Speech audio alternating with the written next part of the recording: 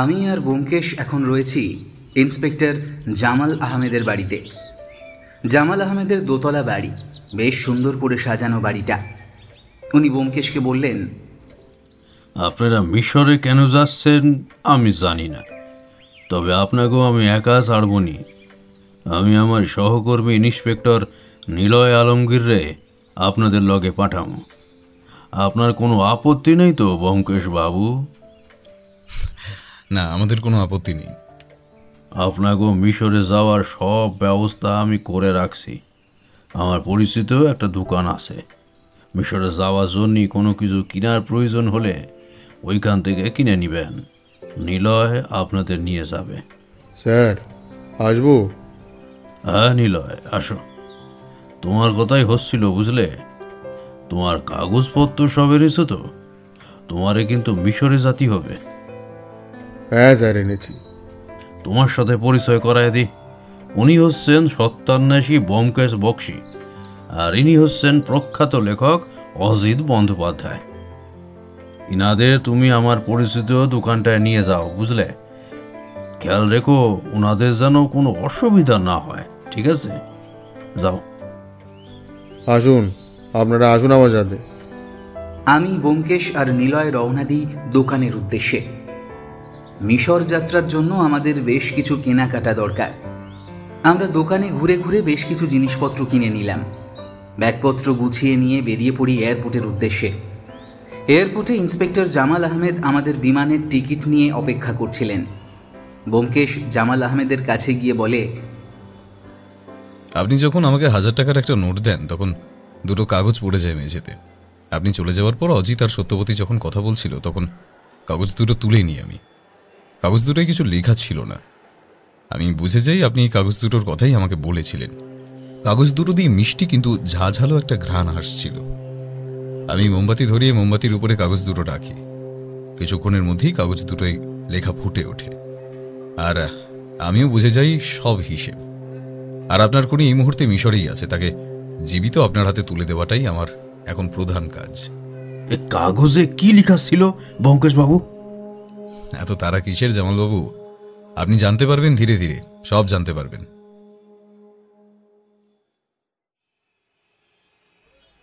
Cairo এয়ারপোর্টে নেমে সোজা হোটেলে চলে যাই আমরা। ব্যোমকেশ একটা গাড়ি ভাড়া করেছিল, এখন সেই গাড়িটা চলতে শুরু করে দিয়েছে। গাইড আর গাড়ি, এই দুটো জিনিস বাইরের দেশে প্রচুর কাজের। আর এই দেশটা হচ্ছে মিশর। দ্য গ্রেট গিজার পিরামিডের অবস্থান এখানে, সাথে আরও অনেক পিরামিড আছে। 1000 বছরের রহস্য ঘেরা পিরামিডের রহস্যগুলো এখনও সমাধান হয়নি পুরোপুরি। অষ্টাদশ শতাব্দীর অনেক ফারাও রাজাদের মমি এখনও খুঁজে পাওয়া যায়নি। অষ্টাদশ শতাব্দীকে হাইলাইট করার কারণ হলো সেই সময়ের শাসকগণ ইতিহাসে প্রসিদ্ধ বেশি। সেই সময় অনেক নারী ফেরাউনও আছে যারা ইতিহাসে বিখ্যাত। তাদের বীরত্ব ও রূপের কারণে তারা মানুষের মুখে মুখে এখনও পরিচিত। সেই দেশে দূর বাংলাদেশ থেকে আসা 3 জন গাইড ছাড়া ঠিক মতো চলতে পারবে না, এটাই তো স্বাভাবিক। আর মিশরে যদিও আমরা কেসের জন্য এসেছি, কিন্তু পিরামিড আর মিশরের ঐতিহ্য না দেখে চলে যাওয়া আমাদের কাম্য নয়। হোটেলে বসে আছে নিলয় আর ব্যোমকেশ। নিলয় ব্যোমকেশকে জিজ্ঞাসা করল, আচ্ছা ব্যোমকেশ বাবু, 4 জন নব দম্পতি মারা গেছে বাংলাদেশে, তাহলে আমরা মিশরে কেন এসেছি? এই কেসের সাথে কি মিশরের কোনো সম্পর্ক আছে? ব্যোমকেশ এবার সোজা হয়ে উঠে বসে, পকেট থেকে দুটো কাগজ বের করে সামনে রাখে। ব্যোমকেশ নিলয়কে বলে, এই দুটো কাগজ হলো খুনের সবচেয়ে বড় বিষয়। এই দুটি কাগজই খুনের কারণ বলা যেতে পারে। এগুলো কোনো সাধারণ কাগজ নয়। খুনি নিজেও হাতে এই দুটো কাগজ রেখে গেছে, আর এই কাগজগুলো মিশরেই তৈরি হয়। এই গেল কাগজের কথা। আমি দাঁড়িয়েছিলাম দরজার সামনে, দাঁড়িয়ে দাঁড়িয়ে ব্যোমকেশের কথা শুনছিলাম। ব্যোমকেশ আমায় দেখে বলল, আজি তুমি দাঁড়িয়ে আছো কেন? আসো, ভিতরে আসো, এখানে বসো। আমি ব্যোমকেশের কাছে গিয়ে বসলাম। ব্যোমকেশ আবার বলতে শুরু করলো, এখন আসি কাগজ দুটোই কি লেখা ছিল সেই ব্যাপারে। কাগজ দুটোই লেখা ছিল এক ধরনের প্রাচীন ভাষা। প্রাচীন মিশরে এই ধরনের লেখা ব্যবহার করত মানুষ, কিন্তু এখন কেউ এই ভাষা ব্যবহার করে না। আর সবচেয়ে বড় বিষয় হলো সেটার সুযোগ নিয়ে কিছু খারাপ দল এই ভাষাকে তাদের সাংকেতিক ভাষা হিসেবে ব্যবহার করে। আর এখানে সেই রকমই কিছু লেখা আছে। এখানে লেখা আছে তোমরা তোমাদের কাজের ফল ভোগ করলে সেই কাজের শাস্তি উপরে গিয়েও তোমাদের পেতে হবে। মূলত কথাটা বাংলাদেশে সেই 4 জন যারা মারা গিয়েছিল তাদের উদ্দেশ্যেই বলা। কথার ধরন অনেকটা অভিশাপের মতন। এই কথার মানে উদ্ধার করতে আমাকে অনেকটা কষ্ট করতে হয়েছে। এরপরই কথাটা কেন বলা হয়েছে সেটা খুঁজে পেতেও আমাকে একটা ধারণা বের করতে হয়েছে, সাথে অনেক খোঁজখবর নিতে হয়েছে আমাকে। এইটুকু বলে একটা নিঃশ্বাস ফেলল ব্যোমকেশ। আমি ব্যোমকেশকে বললাম, কি সেই কাহিনী যেটা তুমি তৈরি করেছো আর যার ভিত্তিতে আমরা মিশরে এসেছি? অজি, তুমি ঠিকই বলেছ, এটা একটা কাহিনী বটে, রূপকথার কাহিনী, আর সেটা প্রাচীন মিশরে অনেক পরিচিতও বটে। তাহলে শুরু থেকেই বলি, যে 4 জন মারা গেছে বা খুন হয়েছে আসলে তারা একে অপরকে খুব ভালো করেই চিনত, কিন্তু সরকারি কাগজে তাদের কোনো যোগসূত্র নেই। কারণটা খুব সহজ, হয়তো তারা এমন কিছু করেছিল যার কারণে টাকা খাইয়ে সব কিছু মুছে দিয়েছে তারা, আর আমার ধারণা ঠিক করে দিয়ে সেই রকম কিছুই বেরিয়ে আসে। আমি কি করতে পারি সেটা অনেকেই জানেন, আর কেউ ধারণাও করতে পারবে না কোনোদিন। যাই হোক, আমি মাটি খুঁড়ে বের করে আনি সব রহস্য। যারা মারা গেছে সেটা তাদের আসল পরিচয় ছিল না, তাদের ছদ্মনামে বেঁচে ছিল। কিন্তু বেশি দিন বেঁচে থাকা তাদের ভাগ্যে ছিল না। সবাই ছিল যুবক যুবতী, আমেরিকাতে পড়াশোনা করতো তারা 4 জন। ওরা একে অপরকে খুব ভালোবাসত। এরপর একদিন কলেজ থেকে মিশরে আসে একটা প্রজেক্টের কারণে। এখানে এসে তারা এমন কিছু আবিষ্কার করে যার কারণে মৃত্যু হয় এই রকম রহস্যময়ভাবে। আর তারা মিশর থেকে ফিরে আসার পরেই নিজেদের পরিচয় রেকর্ড থেকে মুছে দিয়ে নতুন পরিচয় বেঁচে থাকতে শুরু করে। তারা একে অপরের সাথে যোগাযোগ বন্ধ করে দেয়, কিন্তু ভালোবাসা তাদের বাধা দেয়। সেই কারণে তারা তাদের ভালোবাসার মানুষকে খুঁজে বের করে বিয়ে করে ফেলে। কিন্তু সেটা হয়তো তাদের কোনো শত্রু জেনে যায়, যার কারণে যারা নিজেদের পরিচয় পাল্টে ফেলে আর খুনি সুযোগ বুঝে তাদের মেরে ফেলে। বিছানায় হেলান দিয়ে এক নাগাড়ে কথাগুলো বলে থেমে যায় ব্যোমকেশ। নিলয় এখনো বুঝে উঠতে পারেনি এত কিছু ব্যোমকেশ কি করে জানতে পারল। নিলয় ব্যোমকেশকে বলল, আচ্ছা, সবই তো বুঝলাম, কাগজে লেখার মিশরে আসা বুঝলাম, সবই ঠিক আছে, কিন্তু খুনি পর্যন্ত আমরা কি করে পৌঁছবো? আর খুনি যে মিশরেই আছে সেটা কতটা সত্যি? নিলয়ের কথা শুনে ব্যোমকেশের মুখে ফুটে ওঠে রহস্যময় হাসি। ব্যোমকেশ বলে, আমাদের এখন 2টো কাজ করতে হবে। প্রথম কাজ হলো সেই 4 জন যেই কলেজে পড়তো আর সেখান থেকে তাদের কিসের প্রজেক্ট দিয়ে এখানে পাঠানো হয়েছিল সেটা জানতে হবে। আর সেই 4 জন বাদে প্রজেক্টে আরও ছাত্রছাত্রী ছিল, তাদের সাথেও কথা বলতে হবে। আর দ্বিতীয় কাজ হলো একটা গাইড খুঁজে বের করতে হবে আমাদের। এরকম করে তো হোটেলে বসে থাকা যায় না। আমি ব্যোমকেশকে বললাম, কিন্তু ব্যোমকেশ, ওদের তুমি পাবে কোথায়? সেই সব ছাত্রছাত্রীরা এখন ছড়িয়ে আছে পৃথিবীর বিভিন্ন দেশে, আর বাকি থাকলো সেই প্রজেক্ট, যেটা জানা খুব একটা কঠিন নয়।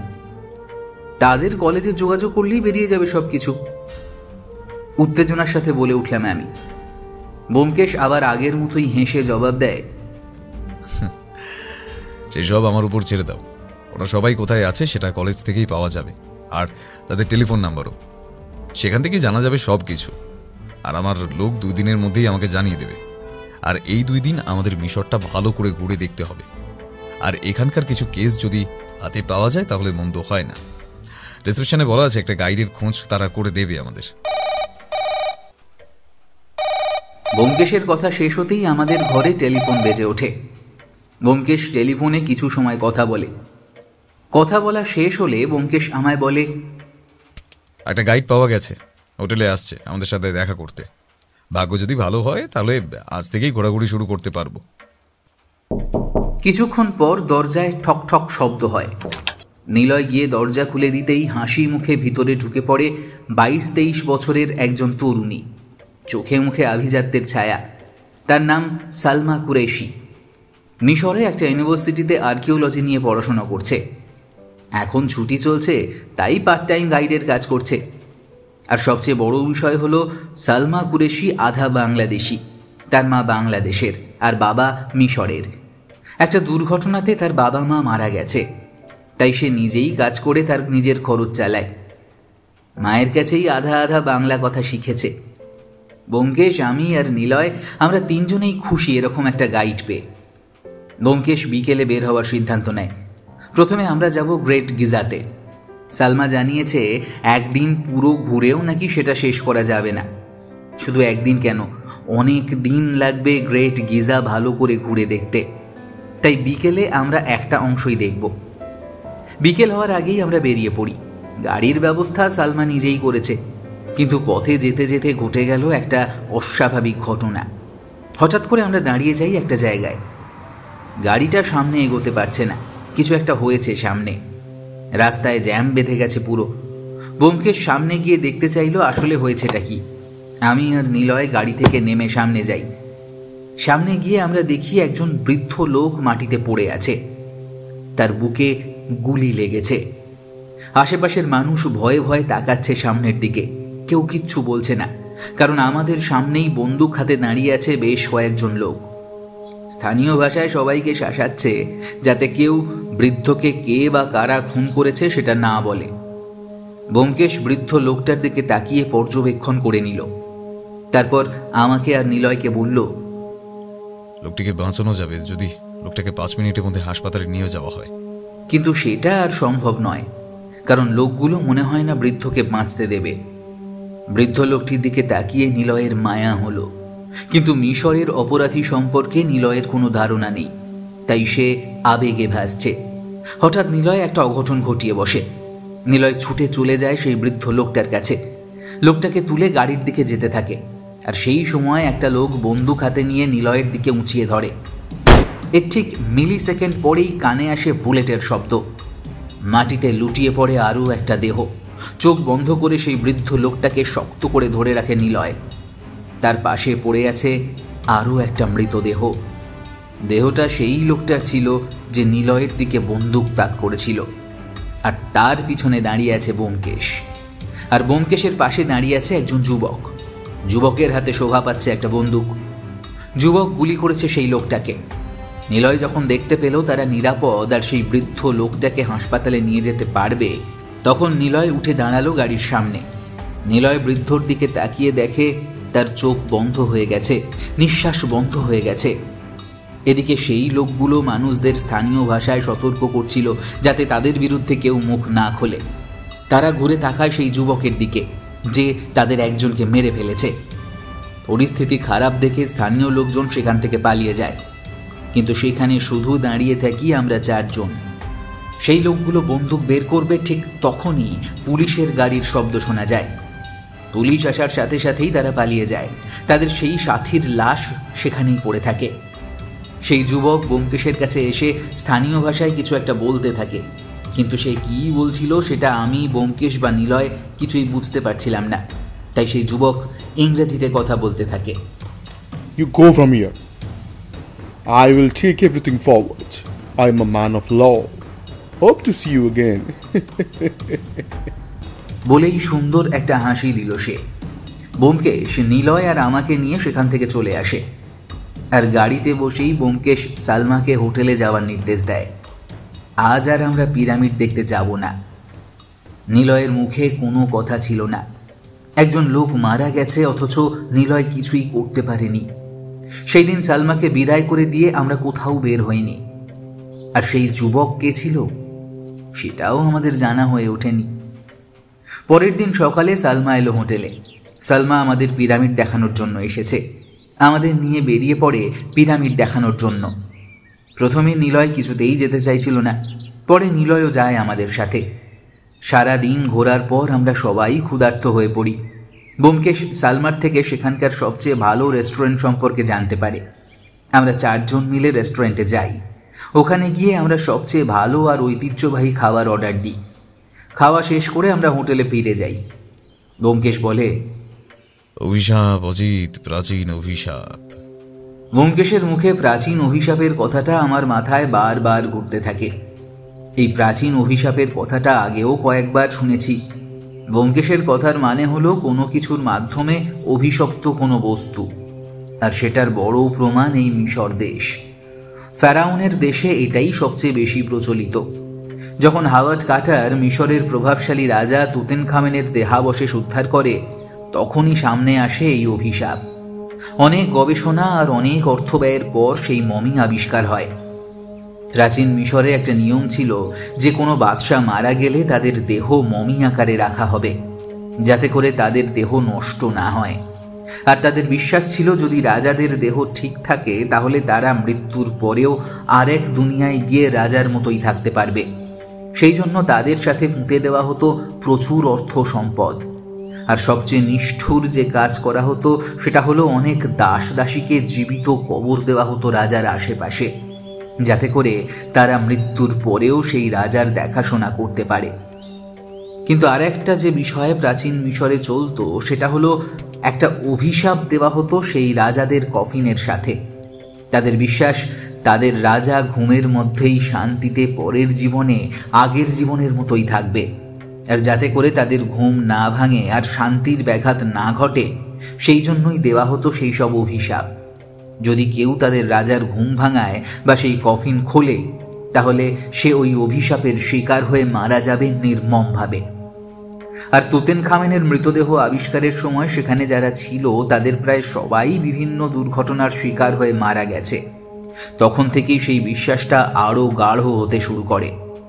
এরপর আরও বিভিন্ন উদাহরণ আছে যেগুলোর মাধ্যমে প্রমাণিত হয় যে সেই অভিশাপ আসলেই কার্যকর, কিন্তু সেগুলোর ব্যাখ্যা আজ পর্যন্ত পাওয়া যায়নি, যার ফলে সবকিছুই দুর্ঘটনা হিসেবেই ধরা হয়ে থাকে। আর আমার ধারণা এই কেসে এই রকম কিছুই আছে। কলেজ থেকে যারা এখানে এসেছিল তাদের কেউই বেঁচে নেই, সবাই মারা গেছে কোনো না কোনো দুর্ঘটনার শিকার হয়ে। এর অর্থ একটাই, তারা কোনো না কোনোভাবে কোনো অভিশাপে জড়িয়ে পড়েছে, যার ফলে তাদের মৃত্যু হয়েছে। ব্যোমকেশ চুপচাপ শুয়ে আছে বিছানায়। আমার দিকে তাকিয়ে ব্যোমকেশ বলে, অজিত, তুমি যা যা ধারণা করেছো তার প্রায় 90% সত্য, বুঝলে? প্রাচীন অভিশাপের সাথে কোনোভাবে যুক্ত আছে এই মিশরের কোনো জিনিস, আর সেটাই আমাদের খুঁজে বের করতে হবে। কিন্তু কথা হচ্ছে এই সব অভিশাপ লোক দেখানো সব। এসব আমি কিছুতেই বিশ্বাস করি না, কারণ তুতেনখামেনের মমি আবিষ্কারের সময় তারা একটা অভিশাপ পেয়েছিল। সেখানে লেখা ছিল যারা তাকে জাগানোর চেষ্টা করবে তারা সবাই রাজা তুতেনখামেনের অভিশাপে মারা যাবে। অবশ্য হয়েছিল সেটাই, কিন্তু সেই খনন কাজ যার নেতৃত্বে ছিল সেই হার্ডার্ড কার্টার, সে তো দিব্যি শেষ জীবন পর্যন্ত বেঁচে ছিল, বয়সও ছিল অনেক তার। এই একটা জিনিসই যথেষ্ট এটা প্রমাণ করার জন্য যে ওসব কোনো অভিশাপ নয়, সবকিছুই ছিল নিছক দুর্ঘটনা। আচ্ছা ব্যোমকেশ, তারা সবাই যে প্রজেক্টের কাজে মিশরে এসেছিল সেটা কি ছিল? এখানে এখন তো 4টে খুনের তদন্ত করলে চলবে না। যদি এই সব কিছু কোনো মানুষ করে থাকে তাহলে সেই সব ছাত্রছাত্রীদেরও খুন হয়েছে, আর এগুলো যারা করেছে তারা একটা দলেরই লোক। তুমি ভুল ভাবছো অজিত, আমি এখানে সেই সব খুনের তদন্ত করতে আসিনি। আমি এখানে এসেছি বাংলাদেশে যে 4টি খুন হয়েছে সেটার তদন্ত করতে। বাকিগুলো খুন হোক বা দুর্ঘটনা, তাতে আমার কিচ্ছু যায় আসে না, কারণ ওই কেসের পারমিশন আমি পাইনি। পেলে তারপর না হয় ভাবা যাবে। অনেক পুলিশি ঝামেলা আছে, বুঝবে অজিত? বিনা পারমিশনে তদন্ত করলে অনেক অসুবিধা হবে। অজিত, তোমাকে জানিয়ে রাখি যে কলেজ থেকে এখানে যারা এসেছিল তাদের সংখ্যা ছিল 20 জন, তাদের সাথে 2 জন শিক্ষক, মোট 22 জন। কিন্তু আমাদের সৌভাগ্য এতটাই ভালো যে তাদের কারোর সাথেই জীবিত কথা বলা যাবে না। তারা এসেছিল এখানে একটা প্রজেক্টের জন্য। সেটা ছিল প্রাচীন একটা মমি খোঁজার জন্য আমেরিকা থেকে একদল গবেষক এসেছিল।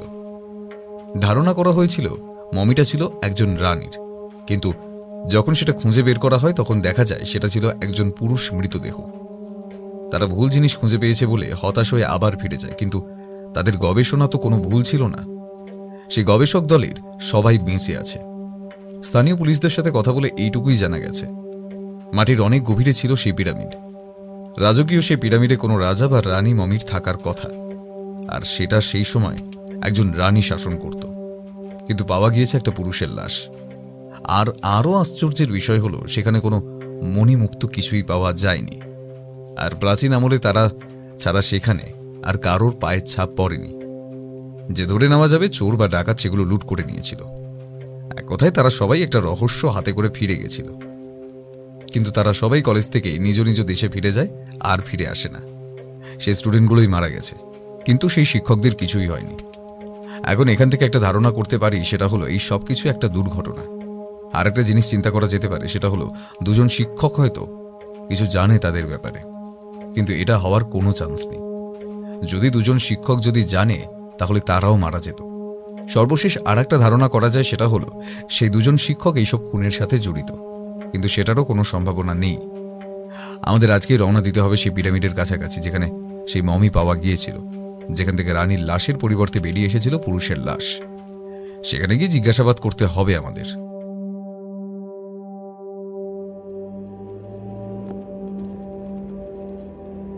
সন্ধ্যের দিকে আমরা রওনা দিলাম সেই জায়গার উদ্দেশ্যে। বরাবরের মতো সালমা গাড়ি চালিয়ে নিয়ে যাচ্ছে, পিছনের সিটে বসে আছি আমি আর ব্যোমকেশ।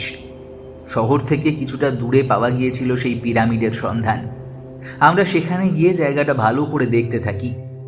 সালমা পুলিশের সাথে কথা বলে পিরামিডের ভিতর ঢোকার পারমিশন নিয়ে আসে। আমরা এক এক করে পিরামিডের ভিতরে প্রবেশ করি। প্রাচীন স্থাপত্য, আনুবিসের বিশাল বিশাল মূর্তি সহ আরও অনেক কিছু।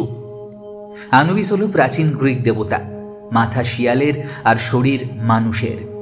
আমাদের বারবার মনে হচ্ছিল আমরা যেন প্রাচীন মিশরের সেই শহরে ঢুকে পড়েছি, যেখানে রাজ করছে এক সাহসী বীর রানী। আমাদের দেখার সাথে সাথেই হয়তো কিছু রক্ষী আমাদের ধরে নিয়ে গিয়ে রানীর সামনে পেশ করবে, আমাদেরকে রানী শুলে চড়িয়ে দেবে। পিরামিডের ভিতরে একটা গোপন ঘরে বন্দী হয়ে আছি আমরা। আমাদের হাত পা বাঁধা। আমরা চিৎকার করে সাহায্য চাইতে পারবো, কিন্তু এখানে আমাদের চিৎকার শোনার জন্য কেউ নেই। আমরা যে মাটির নিচে রয়েছি। নিলয় আর সালমা অজ্ঞান অবস্থায় পড়ে আছে। শুধু আমি আর ব্যোমকেশ সজাগ চোখে চারিদিকটা ভালো করে দেখে যাচ্ছি। এই মুহূর্তে আমার বা ব্যোমকেশের কিচ্ছু করার নেই, চুপচাপ বসে থাকা ছাড়া। ধীরে ধীরে নিলয় আর সালমার জ্ঞান ফেরে। আস্তে আস্তে চোখ মেলে ওরা। ওরাও কিছু বলে না, মনে করার চেষ্টা করে আসলে কোথায় আছে ওরা। আমিও ভেবে যাচ্ছিলাম আমরা এখানে কিভাবে এলাম। হঠাৎই চোখের সামনে ভেসে উঠল সেই দৃশ্য। সালমা পুলিশের সাথে কথা বলার পর আমাদের সাথে নিয়ে পিরামিডের ভিতর প্রবেশ করে। তখন আমার মনে হচ্ছিল কেউ আমাদের অনুসরণ করছে। ঠিক তখনই কেউ বা কারা পিছন থেকে আমাদের নাকে রুমাল চেপে ধরে। তারপর আর কিচ্ছু মনে নেই আমার। যখন জ্ঞান ফেরে তখন আবিষ্কার করি আমরা এই ঘরে বন্দী হয়ে রয়েছি। ব্যোমকেশ এখানে আসার পর থেকে ঝিমিয়ে গেছে, কিছুই বলছে না। হয়তো ব্যোমকেশও বোঝার চেষ্টা করছে কি করে কি করবে। ঠিক তখনই ঘরে প্রবেশ করে 3 জন লোক, সবার মুখ কাপড় বাঁধা। মাঝের লোকটাকে দেখে মনে হচ্ছে সেই সর্দার টাইপ কিছু একটা হবে। ব্যোমকেশ এতক্ষণ চুপ ছিল। কিছুক্ষণ চুপ থাকার পর লোকগুলোকে উদ্দেশ্য করে ব্যোমকেশ বলল, পিরামিডের বন্ধ ঘরে আমাদের আটকে রাখার কারণটা কি জানতে পারি? আর আমাদেরকে যে কারণে আটকে রাখা হয়েছে তার কিছুই আমাদের জানা নেই। ব্যোমকেশের কথা শুনে মাঝের লোকটা হাসতে শুরু করে আর স্পষ্ট ইংরেজিতে বলতে থাকে, What you know about pyramids or mummies? Tell us what you know. We have been looking for that stuff for years. লোকটার কথা শুনে ব্যোমকেশ বলে, আমরা সত্যিই কিছু জানি না। আমরা এখানে এসেছি শুধুই রহস্য সমাধান করতে। একটা রানীর কফিনে কি করে একটা পুরুষের লাশ আসলো সেটা জানার জন্যই এসেছি আমরা। মিনতি করে বলল ব্যোমকেশ ওদেরকে। ব্যোমকেশের চোখ মুখ তখন অনেকটাই নির্বোধের মতো হয়ে গেছে। অবশ্য আমি ব্যোমকেশের কথার ধরন শুনে বুঝে গিয়েছিলাম ব্যোমকেশ লোকগুলোর সামনে নিজেকে বোকা প্রমাণ করার চেষ্টা করছে। সেই লোকটা আবার গম্ভীর কণ্ঠে বলল, Queen Risusitan's body has not yet been found. Also, if the dead body is found, then a lot of money will be found. Because it was left with him everything. But everything changes when the news spreads that the dead body of the queen is not here. কথাটা শুনে ব্যোমকেশের ভ্রু কুঁচকে যায়। ব্যোমকেশ আবার সেই স্বরেই বলল, আমরা এসবের কিছুই জানি না, আমাদের দয়া করে সবটা খুলে বলুন। লোকটা যা বলল সেটা বাংলায় রূপান্তর করলে এমনটা দাঁড়ায়, এসব বলে কোনো লাভ নেই, কারণ আমরা জানি তোমরা এখানে এসেছো সেই সম্পদ লুট করে নিয়ে যেতে। রানী রিসুইস্তান যখন মারা যান তখন তার কফিন অনেক বড় করে বানানো হয়। বেঁচে থাকতে তিনি অনেক বিলাসিতার মধ্যে থাকতেন, তাই তার শেষ ইচ্ছা ছিল মৃত্যুর পরেও যেন সে বিলাসিতার মধ্যে থাকতে পারে। তাই যখন তিনি মারা যান তার বিশাল কফিনের এক পাশে তাকে মমি করে রাখা হয়, আর পুরো কফিনের ভিতরে রেখে দেওয়া হয় মূল্যবান সমস্ত সম্পদ, হীরা মণি মুক্ত সব কিছু, এক কথায় গুপ্তধন। কিন্তু সেই সব এখন কোথায় তার কেউই জানে না। কয়েক বছর আগে খুঁজে পাওয়া যায় রানী রি সুইস্তানের পিরামিড। সেখানে সবচেয়ে রাজকীয় সেই কফিন পাওয়া যায়। সেখানে নাম খোদাই করা ছিল তার। আর অবাক হওয়ার বিষয় এই যে সেই কফিন ছিল সাধারণ মাপের। তার ভিতরে কোনো ধন সম্পদ কিছুই পাওয়া যায়নি। আর সেই কফিনের লাশও নাকি রি সুইস্তানের নয়, একটা পুরাশ। তখন থেকেই সবাই ধারণা করতে শুরু করে দেয় রানীর কফিন নয় ওটা। সকলকে বোকা বানানোর জন্য ওই পিরামিড তৈরি করেছিল রানী নিজে। আর সেখানে অন্য কারোর লাশ রেখে নিজের জন্য একটা গোপন সমাধিস্থান বানান। সেখানে এখনো তার লাশ সহ সব গুপ্তধন লুকিয়ে রাখা রয়েছে। কিন্তু সেই জায়গা কোথায় তা কারো জানা নেই। সেই জায়গা যে খুঁজে বার করবে সেই মারা যাবে, সেই আশঙ্কাও সামনে আসে। কারণ সেই পিরামিডের ভিতর এমন কিছু ফলক ছিল যেগুলোতে সেই জায়গা সম্বন্ধে কিছু সূত্র দেওয়া ছিল, আর সেই অভিশাপও লেখা ছিল। কিন্তু আজ পর্যন্ত কেউই সেগুলো খুঁজে বার করতে পারেনি। সেই সব সূত্র কোনোভাবে চুরি হয়ে যায়, সাথে করে সব কিছুই গায়েব হয়ে যায়। তখন থেকেই পাল্টে যায় সব।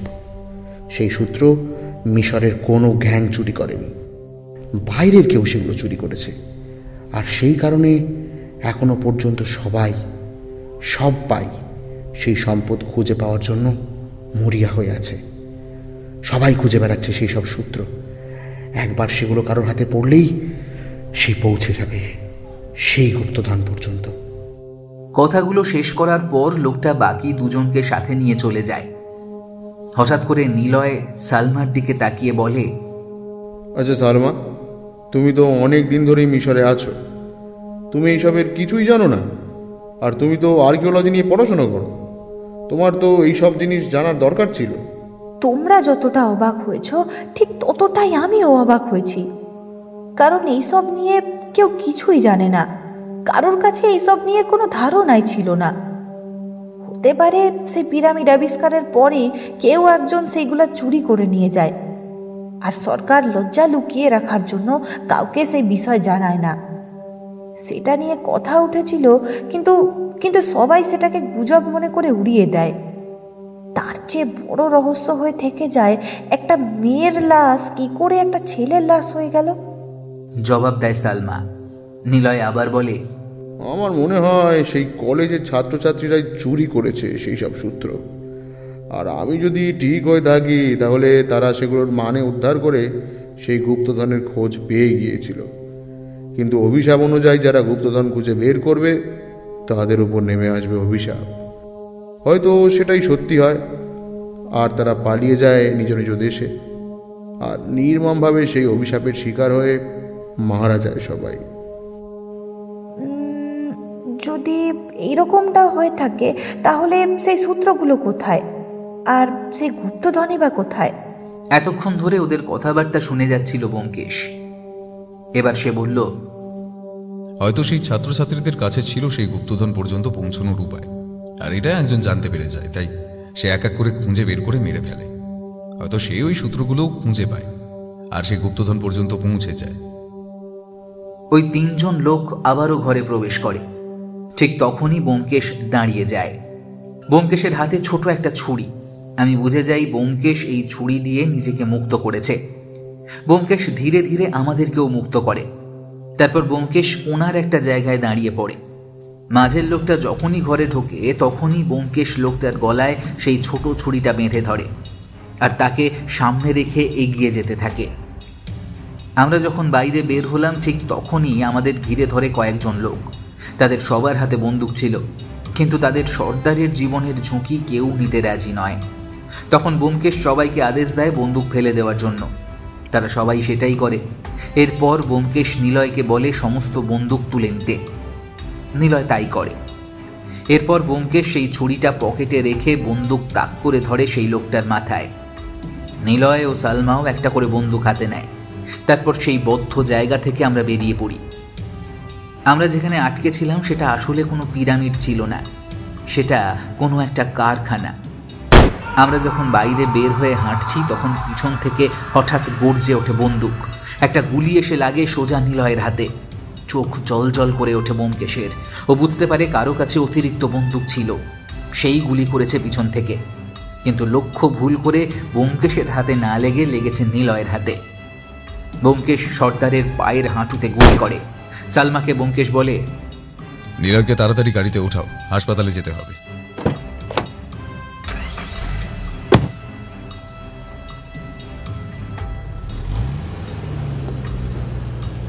আমাদের গাড়ি যেভাবে চলছে তাতে গতি বেড়ে যাওয়ার কথা, তার বদলে গাড়ির গতি ধীরে ধীরে কমতে শুরু করে দেয়। ব্যোমকেশ লক্ষ্য করে সালমার মুখে একটা বিস্ময় ছেয়ে গেছে। প্রথমবারের মতো ধক করে ওঠে ব্যোমকেশের বুক। আমরা সবাই সামনে তাকিয়ে দেখি ফাঁকা রাস্তা দিয়ে এগিয়ে আসছে একটা ট্রাক, আর ট্রাকটা আমাদের গাড়ির দিকেই এগিয়ে আসছে। সালমা চিৎকার করে বলতে থাকে, গাড়ির পেট্রোল ফুরিয়ে গেছে, আমাদের হাতে সময় খুব কম, যদি তাড়াতাড়ি কিছু করা না যায় তাহলে সেই ট্রাক আমাদেরকে পিষে দিয়ে চলে যাবে।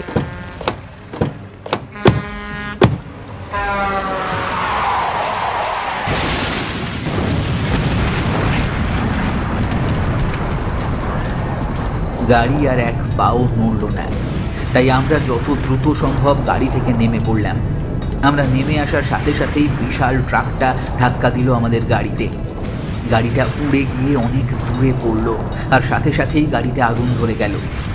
আমরা যদি গাড়িতে থাকতাম তাহলে আমাদের অবস্থা সেই আগুনের সাথেই শেষ হয়ে যেত।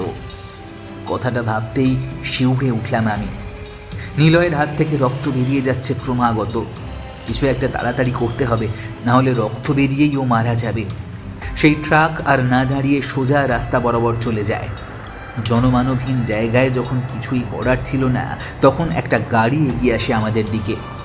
একটা যুবক গাড়ি থেকে নেমে আসে। ব্যোমকেশ চিনতে পারে সেই যুবককে, সেই যুবক যে রাস্তায় তাদের বাঁচিয়েছিল গুন্ডাগুলোর হাত থেকে। ব্যোমকেশ আর কিচ্ছু না ভেবে নিলয়কে নিয়ে গাড়িতে উঠে বসে। সবাই গাড়িতে ওঠার সাথে সাথেই গাড়ি ছেড়ে দেয় আর একেবারে হাসপাতালে এসে দাঁড়ায়।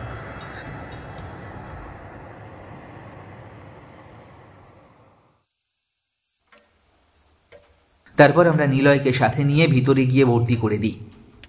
ব্যোমকেশের দিকে তীক্ষ্ণ নজরে হাসি মুখে দাঁড়িয়ে আছে সেই যুবক। ঠিক সেই সময় হঠাৎ করেই ব্যোমকেশ নিজেকে একেবারে সাধারণ করে নেয়। একটা হোটেলে বসেছিলাম আমরা। সেই যুবক আমাদের দিকে তাকিয়ে বলে, আমি রহমত শেখ, মিশর পুলিশ ডিপার্টমেন্টের সদস্য। তখন রাস্তায় আপনাদের সঙ্গে দেখা হয়, তখনই আমার মনে হয়েছিল আপনারা ভালো মানুষ, তাই আর জিজ্ঞাসাবাদ কিছুই করা হয়ে ওঠেনি।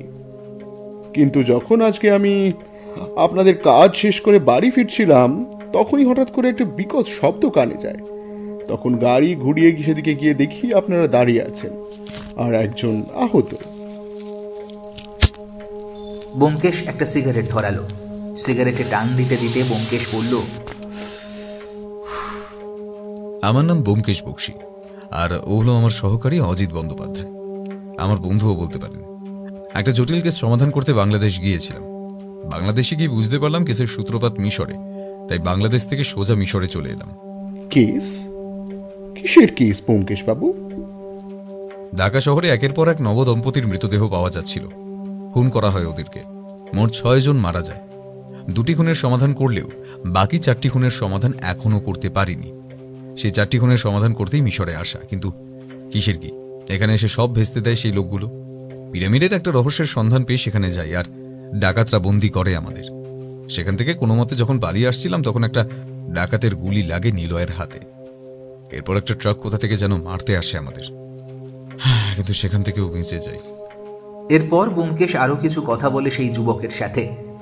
সব শুনে সেই যুবক ব্যোমকেশকে বলে, আপনারা তো মিশরের পুলিশের সাথে যোগাযোগ করতে পারতেন, আমরা সাহায্য করতে পারতাম আপনাদের। প্রশ্ন করে বিছানায় বসে পড়ে যুবক রহমত শেখ।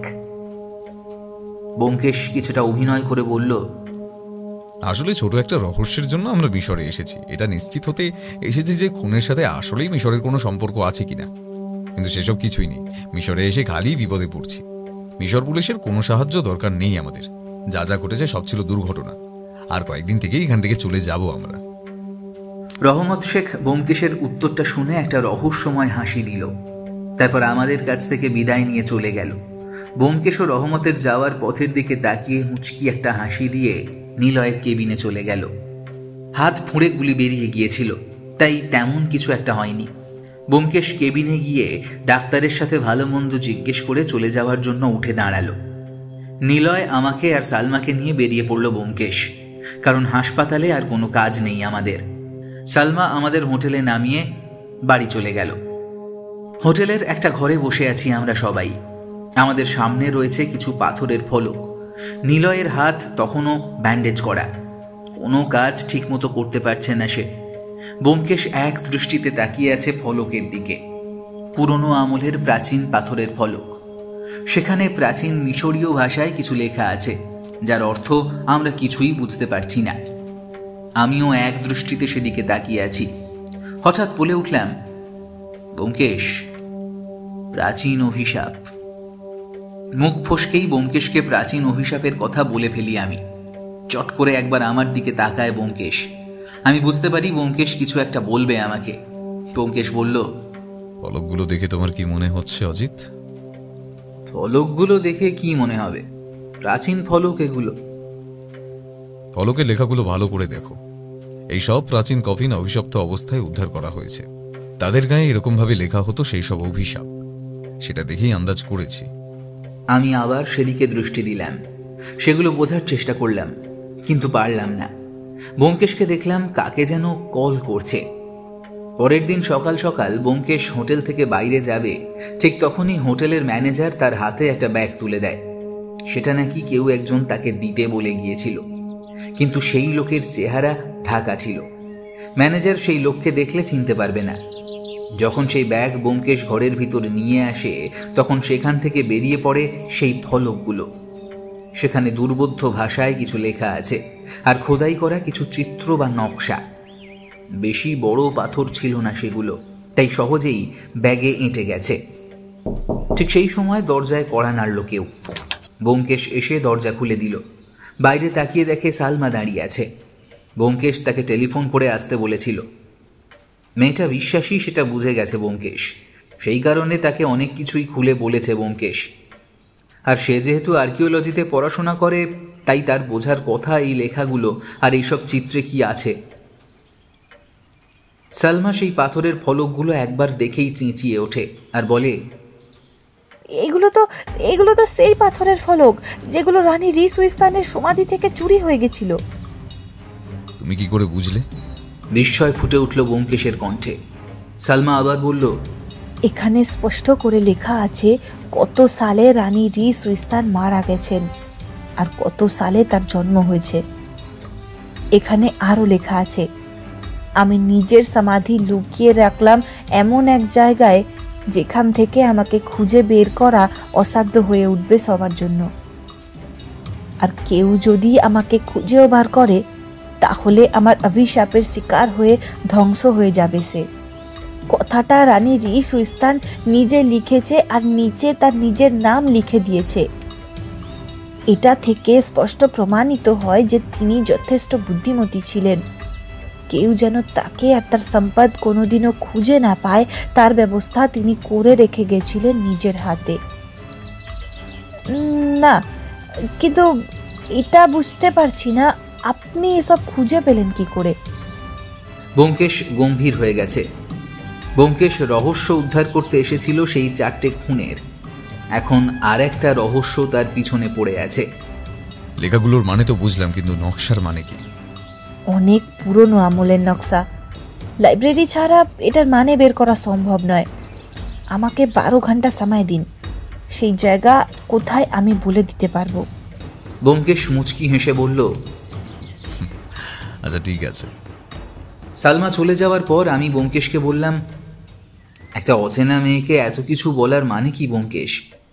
সেও তো আমাদের জন্য বিপদ আনতে পারে। আমরা এখানে কেন এসেছি সেটা সে ভালো করেই জানে। আর আমাদের মারতে ট্রাক এসেছিল কেন, আমরা এখানে কেন এসেছি সেটা সালমা ছাড়া আর কেউ জানে না। হ্যাঁ, আর একজন জানে, সেটা হলো রহমত শেখ। কিন্তু তিনি তো পুলিশের লোক, তিনি আমাদের সাহায্যই করবেন। আর এই ফলকগুলো সালমাই আমাদের পাঠায়নি তো। আমার কথা শুনে ব্যোমকেশ চুপ করে থাকলো। কারণ ব্যোমকেশ বুঝতে পেরেছে আমার কথায় কিছুটা যুক্তি আছে। ব্যোমকেশ বুঝতে পারছে না আসলে এখানে হচ্ছেটা কি। ব্যোমকেশ আমার দিকে তাকিয়ে বলল, বাংলাদেশে যে 4 জন খুন হয়েছে সেটা কিসের জন্য হয়েছে জানো? তা তো জানি না। কিসের জন্য? আসলে খুনগুলো হয়েছে এই ফলকগুলোর কারণে। খুনের কারণ আমার কাছে এখন স্পষ্ট। যখন সেই পিরামিড আবিষ্কার হয় তখন সেখানে ছিল সেসব ছাত্রছাত্রীরা। তারা হঠাৎ করেই খুঁজে পায় সেই ফলক। তাদের মধ্যে কেউ জানতে পেরেছিল সেখানে কি লেখা আছে, আর তাই তারা ঠিক করে সেই গুপ্তধন খুঁজে বের করে তারা সবাই মিলে ভাগ করে নেবে। কিন্তু তাদের পথের কাঁটা হয়ে দাঁড়ায় সেই অভিশাপ। সে ফলকগুলো সহ হয়তো কেউ দেখে ফেলে বা সব কথা শুনে ফেলে, আর তাই সেই ছাত্রছাত্রীরা তখন ফিরে যায় আমেরিকার পুরো প্রস্তুতির সাথে আসার পরিকল্পনা করে। তখন হঠাৎ করে তাদের ভিতর থেকে একজন একজন করে মারা যেতে শুরু করে। সেই সময় তাদের মনে সেই অভিশাপের কথা গেঁথে যায়। তারা নিজেদের দেশে পালিয়ে যায়, কিন্তু সবাই তো নিজেদের পরিচয় পাল্টাতে পারেনি। সেই জন্য সেই 4 জন সবার শেষে মারা যায়, আর তাদের কাছেই ছিল সেই ফলক।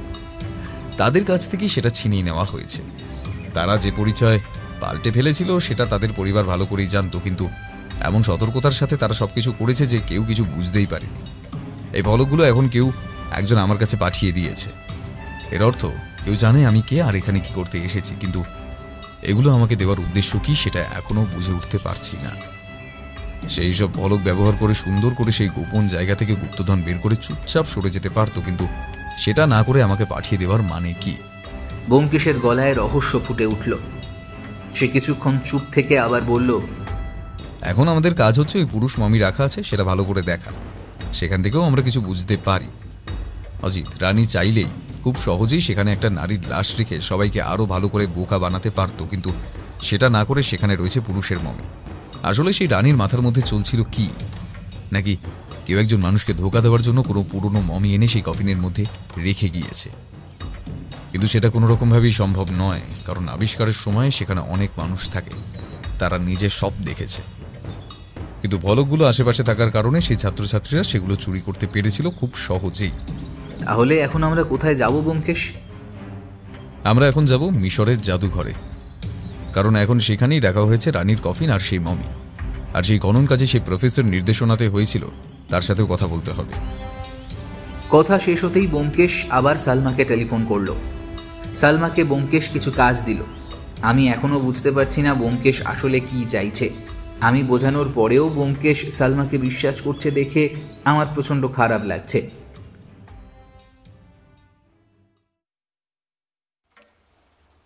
প্রফেসর ইফতিকার আলীর অফিসে বসে আমি আর ব্যোমকেশ। আমাদের ভাগ্য ভালো, প্রফেসর ইফতিকার আলী ইংলিশ জানেন, তা না হলে বিপদে পড়ে যেতাম। আমাদের সাথে সালমা ছিল না, প্রফেসরের সাথে সালমাই আমাদের দেখা করিয়ে দিয়েছে। ও থাকলে অসুবিধে হতো না।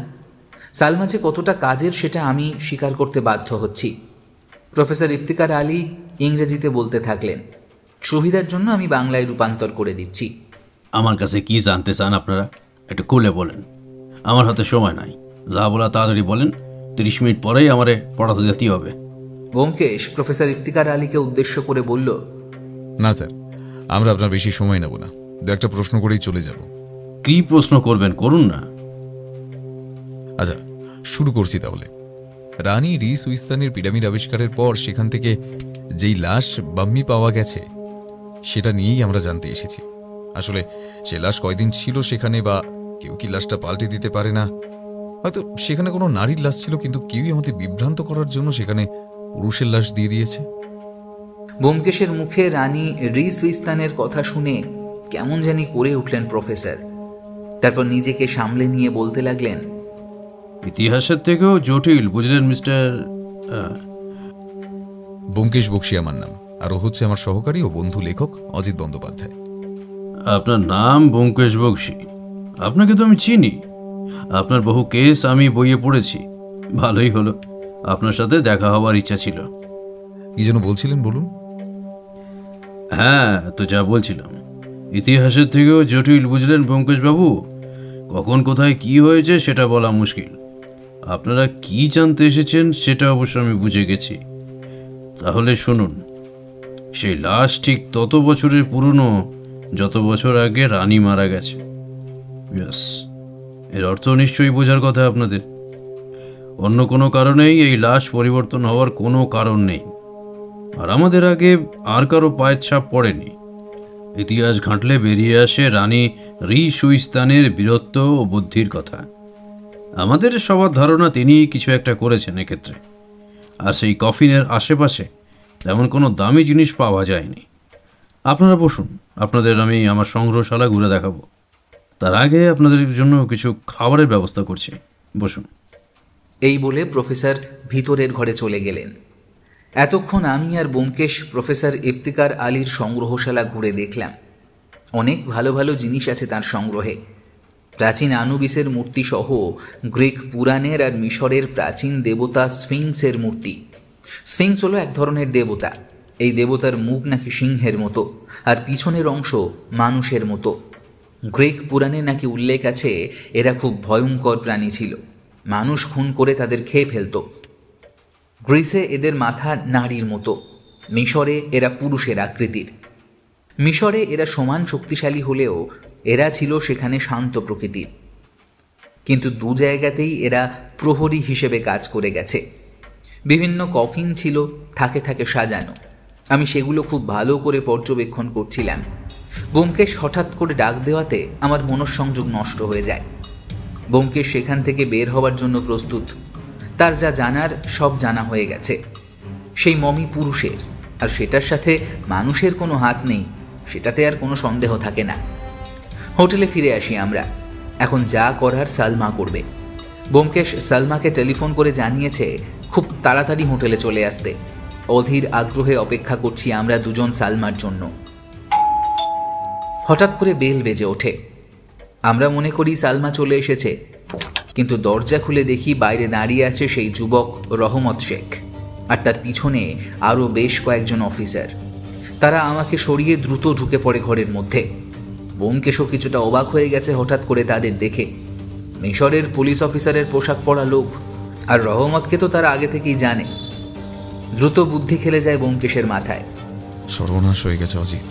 আমাদের কাছে আছে সেই পুরনো ফলক, সেগুলো অনেক আগে চুরি হয়ে গেছিল, আর সেই ফলকগুলো মিশর সরকারের সম্পত্তি, কিন্তু আমাদের কাছে এখন সেগুলো। তাহলে সেটার অর্থ একটাই, আমরা বেআইনি কাজ করছি। আর আমাদের কাছে যে এই ফলকগুলো পাঠিয়েছে সেই খবর দিয়েছে পুলিশকে। এক কথায় আমরা এখন ফেঁসে গেছি। পুলিশ আমাদের গ্রেফতার করবে চুরি করার অপরাধে। এই মুহূর্তে আমাদের আর কিচ্ছু করার নেই, দাঁড়িয়ে দাঁড়িয়ে দেখা ছাড়া। ব্যোমকেশ বুঝতে পারলো কেউ একজন আমাদের সাথে বিশাল একটা গেম খেলছে, আর যে খেলছে সে ভালো করেই জানে ব্যোমকেশ আর আমি কেন এখানে এসেছি, আর নিশ্চয়ই সে এখনও তাদের কাজে সফল নয়। তাই আগেই রাস্তা থেকে সরিয়ে দিচ্ছে আমাদের দুজনকে। হঠাৎ করে ব্যোমকেশের মাথায় আসে সালমার নাম। ব্যোমকেশ কিছু বলার আগেই আমি ওকে বলি, আগেই বলেছিলাম সালমাকে এত বিশ্বাস করবে না, কিন্তু তুমি তো আমার কথা শুনলে না। এখন চলো মিশরের জেলের হাওয়া খাওয়া যাক। এত কষ্ট করে এত দূর আসলাম, অথচ সব শেষ। আমার কথা শুনে ব্যোমকেশ একটা রহস্যজনক হাসি উপহার দিল আমাকে। ব্যোমকেশ হাসি দিয়ে বলল, কিচ্ছু হবে না অজিত, আমার উপর ভরসা রাখো। কেমন লাগলো আজকের গল্পটি? ভালো লাগলে অবশ্যই আমাদের সাবস্ক্রাইব করে আমাদের সাথে থাকুন এবং লাইক ও কমেন্টের মাধ্যমে আপনার মতামত জানান। এরকম গল্প যদি আরও শুনতে চান তাহলে প্লিজ আমাদের কমেন্টের মাধ্যমে জানান। দেখা হবে নতুন কোনো গল্পে। ততক্ষণের জন্য শুভরাত্রি। ভালো থাকবেন এবং সকলকে ভালো রাখবেন।